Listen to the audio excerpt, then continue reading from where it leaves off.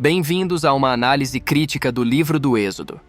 Vamos ler os 2 primeiros capítulos, não como uma história infantil romantizada, mas como o texto realmente se apresenta. O que encontramos são problemas lógicos profundos, contradições morais e um início francamente perturbador para o homem que se tornará o maior profeta de Israel. A história começa em Êxodo, capítulo 1.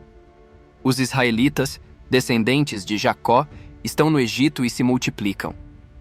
O texto diz que eles se tornaram numerosos e fortes demais, e um novo faraó, que não conheceu José, fica com medo. Aqui, encontramos o primeiro problema lógico na estratégia do faraó. Ele diz ao seu povo: é preciso tomar precaução contra eles, para não acontecer que, sobrevindo uma guerra, se unam com os nossos inimigos e se retirem do país. O medo dele é que os hebreus saiam do país. No entanto, sua primeira solução é escravizá-los e forçá-los a construir cidades de entreposto. A escravidão, por definição, os manteria no país. Já há uma contradição entre o medo expresso, eles fugirem, e a ação tomada, forçá-los a ficar. Mas a opressão não funciona. O texto diz: quanto mais os oprimiam, porém, tanto mais eles se multiplicavam. Frustrado, o faraó parte para uma política de genocídio. Ele chama as parteiras hebreias Sefra e Fua e ordena: se for um filho, matai-o. Mas se for uma filha, deixai-a viver. O texto então apresenta um dilema moral complexo. O versículo 17 diz: mas as parteiras temiam a Deus e não executaram as ordens do rei do Egito. Quando confrontadas pelo faraó, elas mentem. Elas dizem que as mulheres hebreias são vigorosas e dão à luz antes que elas cheguem. Agora, observe a reação divina a esta mentira. Versículos 20 e 21. Deus beneficiou as parteiras. Porque elas haviam temido a Deus, ele fez prosperar suas famílias. Não há ambiguidade aqui. O texto afirma que Deus recompensa as parteiras, não apenas por sua desobediência civil, mas especificamente por sua mentira bem-sucedida a uma autoridade. Para um Deus que, em outros lugares da Bíblia, condena a mentira, aqui ele a abençoa ativamente, fazendo prosperar as famílias daquelas que mentiram. A moralidade, neste caso, é situacional.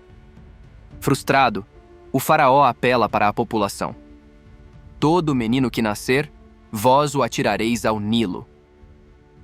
Entramos no capítulo 2, o nascimento de Moisés. Uma mulher de Levi esconde seu filho por 3 meses e depois o coloca no Nilo em uma cesta. A filha do faraó desce para se banhar. E aqui temos outra inconsistência narrativa gritante.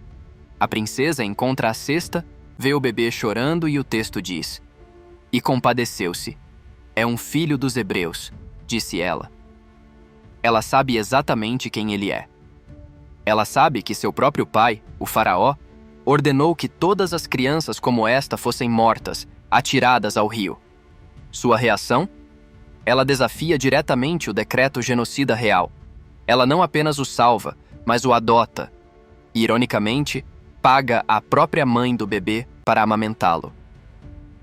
O texto não menciona absolutamente nenhuma consequência para essa traição à coroa. O comando do rei, descrito como absoluto e terrível, é simplesmente ignorado por sua própria filha, sem a menor repercussão. Moisés cresce como um príncipe egípcio. Então, o versículo 11 nos conta sua primeira ação significativa como adulto. Ele vê um egípcio ferindo um hebreu. O versículo 12 é brutalmente claro. Moisés, voltando-se para um e outro lado, e vendo que não havia ali ninguém, matou o egípcio e ocultou-o na areia. Não foi legítima defesa, foi um assassinato.